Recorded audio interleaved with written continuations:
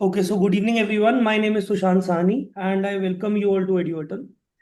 सो आज हमारा पहला सेशन है पार्ट 3 को लेके एनरोल्ड एजेंट के एग्जाम्स का। ठीक है, so we are going to study the first session. This is the first study unit. आपका सिलेबस पार्ट 3 का सबसे छोटा है, पहले तो मैं ये बता दूं। Part 1, part 2, part 3।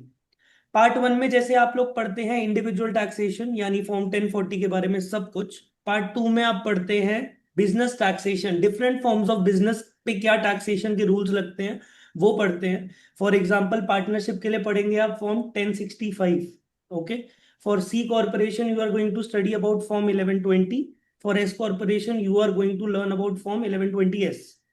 Now part 3 के अंदर आप एक बहुत इंपॉर्टेंट चीज समझते हैं और वो क्या है, how do you have to represent a client in front of the IRS. ये जो प्रोसेस होता है आईआरएस के सामने अपने क्लाइंट को रिप्रेजेंट करने का, ये प्रोसेस लिखा हुआ है सर्कुलर नंबर 230 के अंदर। कौन से सर्कुलर के अंदर? 230 के अंदर। तो ये वाला जो पार्ट है, ये आपको सर्कुलर 230 के बारे में सारी नॉलेज देने वाला है। एंड अगर मैं सिलेबस के वॉल्यूम के बेसिस पे कंपेयर करूं तो जितना पार्ट 1 है उससे थोड़ा ज्यादा पार्ट 2 है। एंड इन दोनों से पार्ट 1 का आधा है पार्ट 3। तो पार्ट 3 बहुत ही क्यूट सा सिलेबस है। एंड इसके अंदर आप सर्कुलर 230 यानी कि टैक्स प्रैक्टिस करने से रिलेटेड रूल्स के बारे में सीखेंगे। तो चलिए स्टार्ट करते हैं आज का सेशन। पहली चीज, before we get into the text, text में तो जाएंगे ही, उससे पहले हम एक काम करते हैं। Let us study about basic overview. आज का सेशन हमारा ओरिएंटेशन क्लास है, हमारा पहला सेशन है पार्ट 3 को लेके। आप लोग जो मेरे से पार्ट 1 ऑलरेडी पढ़ रहे हैं उनको ये बात पता है कि हम लोग हमारे फर्स्ट सेशन के अंदर भूमिका बनाते हैं, as in we develop the foundation, we develop the base. हम पूरे पार्ट की एसेंस के बारे में समझेंगे। तो एकदम बेस से स्टार्ट करते हैं। सबसे पहले ये जानते हैं कि टैक्स प्रैक्टिस क्या होता है। आप लोगों को ऑलरेडी, जो लोग मुझसे पार्ट 1 पढ़ रहे हैं उनको इस बारे में आइडिया होगा, बट स्टिल एक ओवरव्यू फिर से ले लेते हैं। कभी भी नॉलेज खराब नहीं जाती, राइट? तो टैक्स प्रैक्टिस क्या होता है? Tax practice is basically an activity in which एक पर्सन जो कि क्वालिफाइड है यानी कि जो कि वेल वर्स्ड है विद द टैक्स लॉज, जिसको टैक्स की पूरी नॉलेज है, वो अपने क्लाइंट को, ये पर्सन अपने क्लाइंट को रिप्रेजेंट करता है। कहां पे? बिल्कुल। इन front of the IRS. IRS के सामने रिप्रेजेंट करता है क्लाइंट को। और आईआरएस क्या है? जैसे इंडिया के अंदर इनकम टैक्स अथॉरिटी है, वैसे यूएस की इनकम टैक्स डिपार्टमेंट को, यूएस के इनकम टैक्स अथॉरिटी को आईआरएस कहते हैं। आईआरएस के बारे में एक और चीज जानते हैं। क्या आईआरएस लॉ मेकर है? क्या आईआरएस टैक्स लॉज बनाता है? नहीं। आईआरएस क्या करता है? आईआरएस एनफोर्स करता है टैक्स लॉज को। IRS enforces tax laws. जैसे कि आप लोगों ने ड्राइव करते हैं, आप लोग गाड़ी चलाते हैं, है ना? तो आपको कई सारे रिस्पेक्टेड गवर्नमेंट ऑफिशियल्स, पुलिस वाले दिखते हैं, राइट? ट्रैफिक पुलिस वाले दिखते हैं कई बार। एंड जितने भी वो होते हैं, क्या वो वहां पे टैक्स लॉज बना रहे हैं? नहीं। वो क्या कर रहे हैं, जो बने हुए टैक्स लॉज हैं, जो पार्लियामेंट ने बनाए हैं टैक्स लॉज, उन टैक्स लॉज को सिटीजन्स फॉलो करें, वो ये चीज मेक श्योर करते हैं, ये चीज इंश्योर करते हैं। एंड इसे ही कहते हैं एनफोर्सिंग अ टैक्स लॉ। तो आईआरएस क्या करता है? आप लोग सिटीजन है, आप सिटीजन है, एंड आपको, आपके ऊपर यूएस का टैक्स कोड लगता है, एंड आप अपनी आईटीआर फाइल करते हैं कहां पे? आईआरएस को। ठीक है, आप आईआरएस को अपनी आईटीआर फाइल करते हैं। जब आप आईआरएस को अपनी आईटीआर फाइल करते हैं ना, तो आईआरएस को तो आपने अपनी आईटीआर में खुद ही ये बात बताई है ना कि मेरी इतनी इनकम है, मैं इतनी डिडक्शंस ले रहा हूं पूरे साल में। एंड आप खुद ही, you self assess, your taxable income and you self assess your tax liability, right? You self assess your taxable income and you self assess your tax liability. अब मैं आप लोगों से एक चीज पूछना चाहता हूं, आप में से कौन ऐसा है या फिर इस दुनिया में कौन ही ऐसा होगा जो बहुत ज्यादा टैक्सेस देना चाहे? सब सब लोग कहीं ना कहीं टैक्सेस थोड़े कम ही देना चाहते हैं, राइट महादेव? है ना? विनोद, हर्ष, फहद, सारी बात समझ में आ रही है? सत्यजीत जी, सब समझ में आ रहा है यहाँ पे? कोई यस डाउट सर। तो नहीं है? आगे बढ़ूं? है ना? जी जी तो जी। सब चाहते हैं कि हम कहीं ना कहीं थोड़ा थोड़ा टैक्स बचा लें। अब टैक्स बचाने के चक्कर में लोग कब टैक्स लॉ ब्रेक कर देते हैं उनको ये बात पता ही नहीं चलती। क्यों नहीं पता चलती? क्योंकि उनको खुद टैक्स लॉ के बारे में नहीं पता, क्योंकि डॉक्टर भी तो अपनी एक आईटीआर खुद भर सकता है ना, है ना? तो वो ना चाहते हुए भी टैक्स लॉस ब्रेक कर सकते हैं। तो आप जो आईटीआर, एक सिटीजन जो आईटीआर देता है किसको? आईआरएस को। आईआरएस उस आईटीआर का करती है ऑडिट, यानी कि उसकी करती है स्क्रूटनी, उसको करती है टेस्ट। ठीक है? वो टेस्ट करती है, वो चेक करती है कि क्या आप लोगों ने अपनी पूरी इनकम दिखाई है, क्या आप लोगों ने अपनी सारी डिडक्शंस ली है, और क्या आपने कहीं अपनी टैक्स लाइबिलिटी जानबूझ के कम तो नहीं दिखाई, राइट? और अगर सपोजिंगली इस सिटीजन का नाम है जॉन, इनका नाम ले लेते हैं जॉन जी। जॉन एक डॉक्टर है, और डॉक्टर जॉन ने क्या किया, अपने सेल्फ असेस टैक्स निकाले $100,000 के। अब हुआ क्या, आईआरएस ने इनकी आईटीआर को ऑडिट किया और आईआरएस ने ये देखा कि आईआरएस के हिसाब से इनकी टैक्स लाइबिलिटी जो बनती है, आईआरएस के हिसाब से इनकी टैक्स लाइबिलिटी जो बनती है वो है $120,000। अब आईआरएस क्या करेगा? आईआरएस आईआरएस जॉन को क्या भेजेगा? बेटर। यस, एक लेटर भेजेगा जिसे कहते हैं हम नोट, पहले तो नोटिस भेजेगा, साथ में एक वो लेटर ऑफ डेफिशिएंसी भेज देगा। Notice for, sorry, letter of deficiency भेज देगा, जिसके अंदर वो ये लिखेगा कि हमारे हिसाब से आपकी टैक्स लाइबिलिटी $120,000 की होनी चाहिए। And on the contrary, John ने डॉक्टर जॉन ने पे करी है सिर्फ $100,000 उनकी कैलकुलेशन के हिसाब से।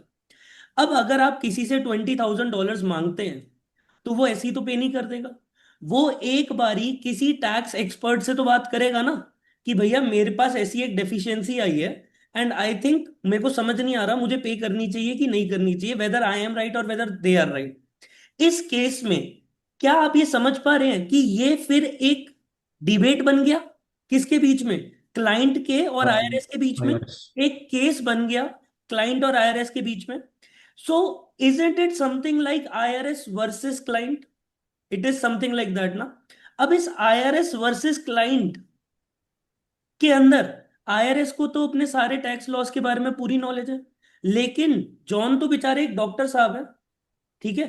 उनको क्या पता कि कौन से टैक्स लॉस लगने चाहिए, कौन से नहीं लगने चाहिए, किनको मैं फॉलो करूं, किनको मैं इग्नोर करूं, कैसे मैं अपनी टैक्स प्लानिंग करूं, कैसे मेरे को अपनी आईटीआर, और स्पेसिफिकली इस लेटर ऑफ डेफिशिएंसी का मेरे को जवाब कैसे देना है, ये भी नहीं पता उन्हें तो अच्छे से। तो डॉक्टर जॉन क्या करेंगे अब? Doctor John will seek expert advice. KBC देखा है ना? केबीसी के अंदर लाइफलाइन होती थी ना एक्सपर्ट एडवाइस वाली, है ना? जी वैसा ही कुछ। Yes. John will seek an expert advice. अब हो सकता है जॉन सिर्फ एडवाइस ले, और हो सकता है जॉन ये बोले कि भैया मेरे को तो आईआरएस के साथ कोई कम्युनिकेशन नहीं करनी। जॉन विल फाइंड समवन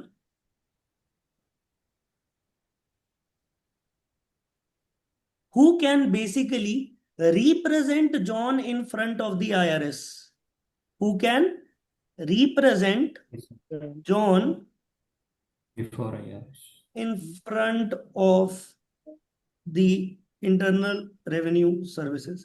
अब आप मुझे एक बात बताइए, आईआरएस यूएस की एक गवर्नमेंट का विंग है, ठीक है, यूएस के अंदर एक डिपार्टमेंट है जिसे कहते हैं ट्रेजरी डिपार्टमेंट, और उस ट्रेजरी डिपार्टमेंट के भी गवर्नमेंट। अंदर एक डिपार्टमेंट है जिसे कहते हैं आईआरएस, जो बेसिकली लॉज इन्फोर्स करता है। अब कोई भी बंदा तो उनसे जाके बात नहीं कर सकता ना। There must be somebody who is qualified enough and who is a working professional, who is basically licensed by a body and has this duty, or you can say has the ability to represent a client in front of the IRS। ये ability, इसको करने की ultimate authority, unlimited authority, CA के पास। Unlimited authority कि आप वो वाले client को भी रिप्रेजेंट कर सकते हो जिसकी आईटीआर आपने नहीं बनाई थी। आप समझ रहे हैं मेरी बात? और सत्यजीत जी, आप हैं क्लास में या बाय बाय हो गया? हैं? यस सर हूँ। हाँ हाँ हाँ, क्लास में रहना, ठीक है। बात समझ में आ रही है सारी बात? ऋतिक, विनोद, ऑल जी गुड? सर। ठीक है। यस अब सर आ रही है। देखो, अल्टीमेट अथॉरिटी का क्या मतलब है कि हो सकता है जिस आईटीआर की स्क्रूटनी के बेसिस पे आईआरएस ने नोटिस ऑफ डेफिशिएंसी भेजा क्लाइंट को, वो आईटीआर आपने बनाई भी ना हो। आप उस क्लाइंट का भी केस लेके आईआरएस के सामने जा सकते हैं और कम्युनिकेट कर सकते हैं आईआरएस के सामने, जिसे इस प्रोसेस को हम कहते हैं टैक्स प्रैक्टिस। ठीक है। एंड अनलिमिटेड अथॉरिटी यूएस के अंदर सिर्फ तीन लोगों के पास है। एक तो स्टेट अटर्नी के पास, एक है सीए। सीपीए के पास, यूएस सर्टिफाइड पब्लिक अकाउंटेंट, ठीक है, और एक है यूएस के एनरोल्ड एजेंट के पास ultimate authority to practice tax in front of the IRS. ठीक है।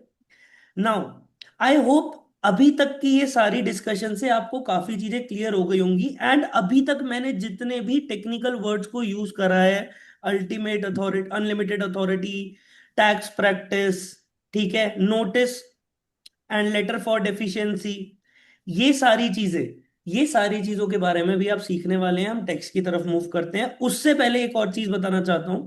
As I asked you guys, ये लोग क्या करने वाले हैं? ये आईआरएस से बातचीत करने वाले हैं, यानी कि गवर्नमेंट से बातचीत करने वाले हैं। तो इनको कुछ स्पेशल रूल्स को फॉलो करना पड़ता है। They need to follow certain rules and regulations. और ये रूल्स एंड रेगुलेशंस कहाँ लिखे हुए हैं? ये रूल्स एंड रेगुलेशंस लिखे हुए हैं सर्कुलर 230 के अंदर। और सर्कुलर 230 ही हमारे पार्ट 3 का फाउंडेशन है, बेसिस है। हमने इसी के बारे में मेजर चीजें पढ़नी है। ठीक है। तो अब हम क्या पढ़ने वाले हैं आगे, कि पहली बात तो कौन कौन लोग हैं जो अथॉरिटी रखते हैं टैक्स प्रैक्टिस करने की। उनमें से कौन वो लोग हैं जो लोगों के पास अनलिमिटेड अथॉरिटी नहीं है, बल्कि एक लिमिटेड अथॉरिटी है टू प्रैक्टिस टैक्स, कि वो सिर्फ उन्हीं लोगों के लिए या उन्हीं मैटर के लिए टैक्स प्रैक्टिस कर सकते हैं जिनके लिए उन्होंने साइन करा है या काम करा है। ऐसे भी कुछ लोग हैं। ठीक है। So first of all this is our target, पहले हम ये समझेंगे।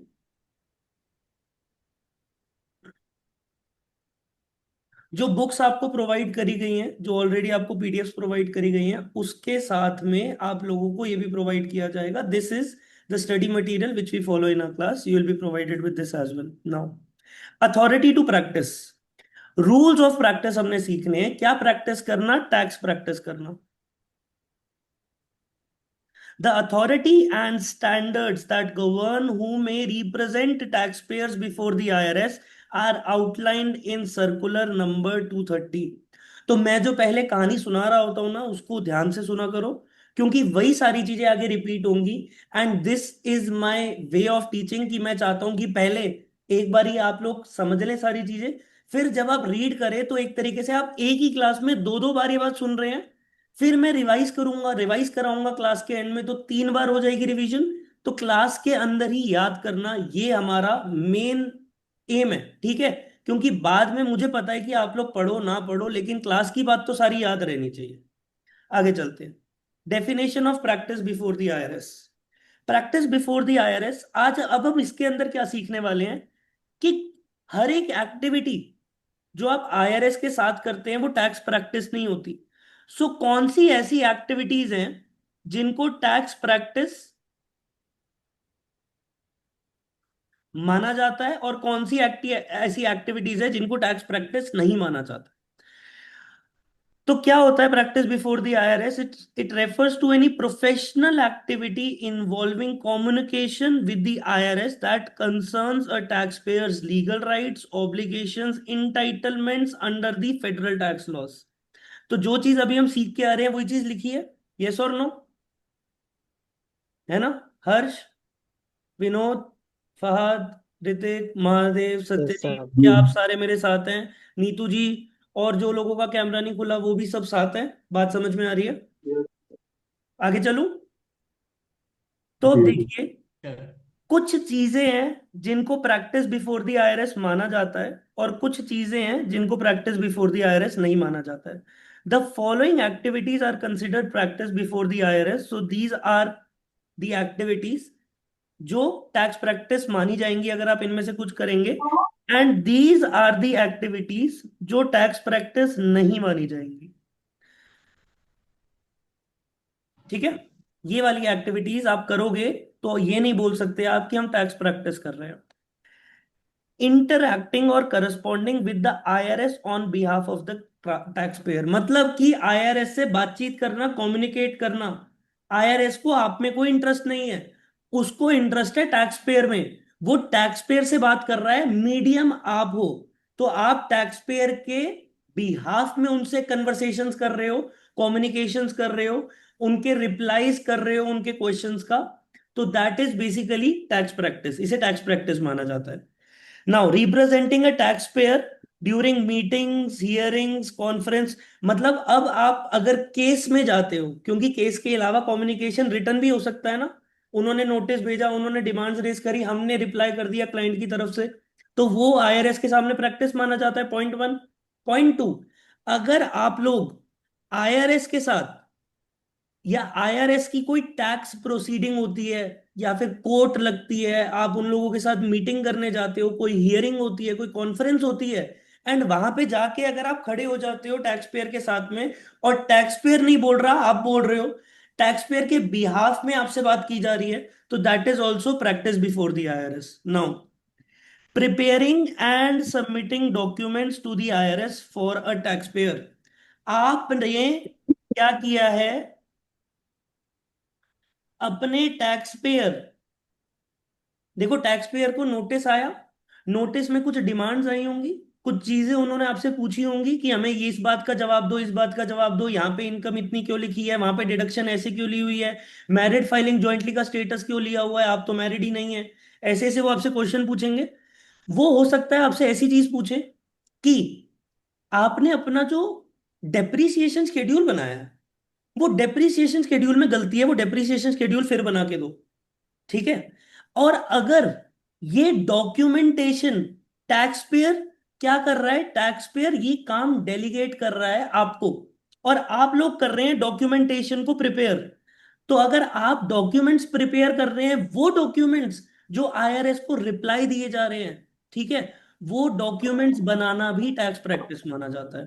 नेक्स्ट, अब आपके पास कोई बंदा आया, ठीक है, उसके पास नोटिस आया था, आपके पास एक बंदा आया, तो सपोजिंगली कि Ritik you are an enrolled agent now, आपके पास एक क्लाइंट आता है और क्लाइंट आपको कहता है कि देखो मेरे पास ये एक नोटिस आया है, या फिर वो आपके पास आके कहता है कि यार मेरे पास एक पर्टिकुलर बहुत प्रोपोजिशन है आपको लेके, कोई ट्रांजैक्शन है, कोई स्ट्रैटेजी है, वो कुछ करना चाह रहा है, वो अपना टैक्स बचाना चाह रहा है, या फिर वो रिप्लाई कर रहा है आईआरएस को। उसने क्या किया, वो आपके पास आया और उसने बस आपके एक रिटर्न टैक्स एडवाइस ले ली। आप तो टैक्स एडवाइस दे सकते हैं, आपने तो एनरोल्ड एजेंट के एग्जामिनेशंस क्लियर कर लिए हैं, तो आपने टैक्स एडवाइस दे दी। वो टैक्स एडवाइस देना क्या माना जाता है? Practice before the IRS. किससे रिगार्डिंग? मैटर से रिगार्डिंग। एक बार ही पढ़ते हैं। हाँ matters. Issuing written advice regarding tax related matters such as transaction, entities, plans, or arrangements, particularly where tax avoidance or evasion is the potential concern। मतलब या तो देखो, टैक्स अवॉइडेंस और टैक्स इवेजन ये दो टर्म्स है, ठीक है। एक होती है टैक्स प्लानिंग, आप टैक्स के प्रोफेशनल्स बनने वाले हैं आगे जाके, इसीलिए इट्स माय ड्यूटी कि मैं आपको वो सारी नॉलेज दूं टैक्स रिलेटेड जो मेरे पास है। करिकुलम में जब आएगी फिर से पढ़ लेंगे, कोई दिक्कत नहीं है। टैक्स प्लानिंग क्या होता है? देखो, टैक्स प्लानिंग होते हैं कि हम टैक्स के रूल को ब्रेक नहीं करेंगे, हम टैक्स के रूल्स को फॉलो करेंगे, एंड उन रूल्स को फॉलो करते करते हम एक ऐसी स्ट्रैटेजी बनाएंगे कि हमें कम से कम टैक्स पे करना पड़े। That is tax planning. लेकिन अगर मैं बात करूं टैक्स इवेजन की, तो टैक्स इवेजन एक ऐसी स्ट्रैटेजी होती है जिसके अंदर आप क्या करते हैं, आप टैक्स के लॉस को धोखे में रख रहे हैं, ब्रेक कर रहे हैं, और उसके बाद कम टैक्स पे कर रहे हैं। इस पे आपको पेनल्टीज लगती हैं, फाइन्स लगती हैं, इस पे आपको हो सकता है इम्प्रिजनमेंट तक की बात हो। ठीक है, आप पीनलाइज भी हो सकते हैं ना। तो रिटर्न टैक्स एडवाइस देना भी क्या हुआ, एक प्रैक्टिस बिफोर द आईआरएस हुआ। अब वो सारी चीजें जो प्रैक्टिस बिफोर द आईआरएस नहीं होता, ठीक है, क्या नहीं होता प्रैक्टिस बिफोर द आईआरएस?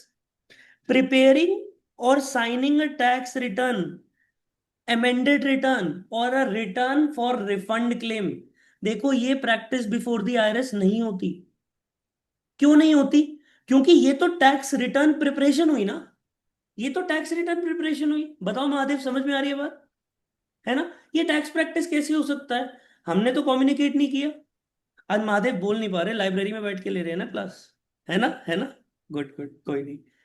चलो आगे चलते हैं। प्रोवाइडिंग डॉक्यूमेंटेशन और इंफॉर्मेशन ऑन आईआरएस रिक्वेस्ट। इस पॉइंट में और इस पॉइंट में क्या फर्क है? कोई बताना चाहेगा? ऋतिक, सत्यजीत, हर्ष, विनोद, एनीबडी? सर, नहीं? एक तो टैक्स पेयर की रिक्वेस्ट पे अपन अरे इंफॉर्मेशन वाह, प्रोवाइड हिमांशु जी आज आप भी करते आए हैं। हैं। कहाँ बैठे हुए थे चुप के यार इतनी देर से?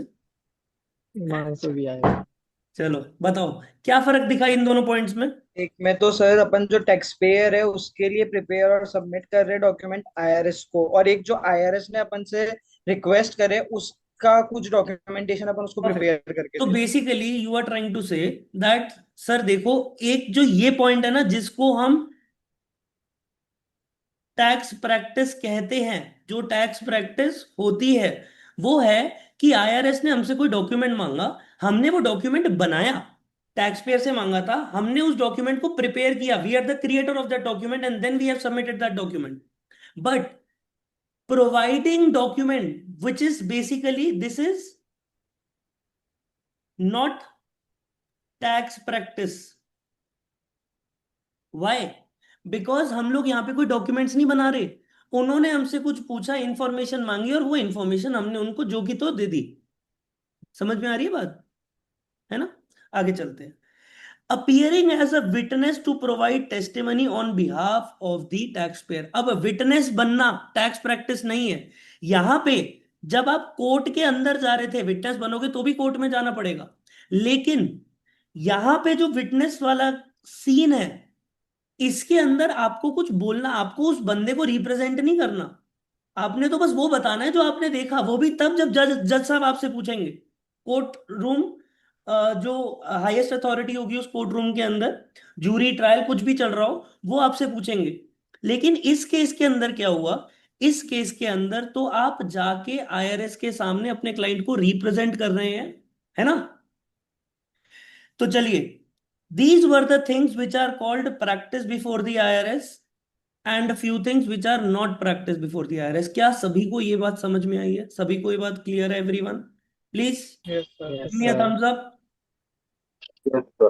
ठीक है, सत्यजीत जी, फहद, ऋतिक जी, सब ओके? महादेव ओके? चलो।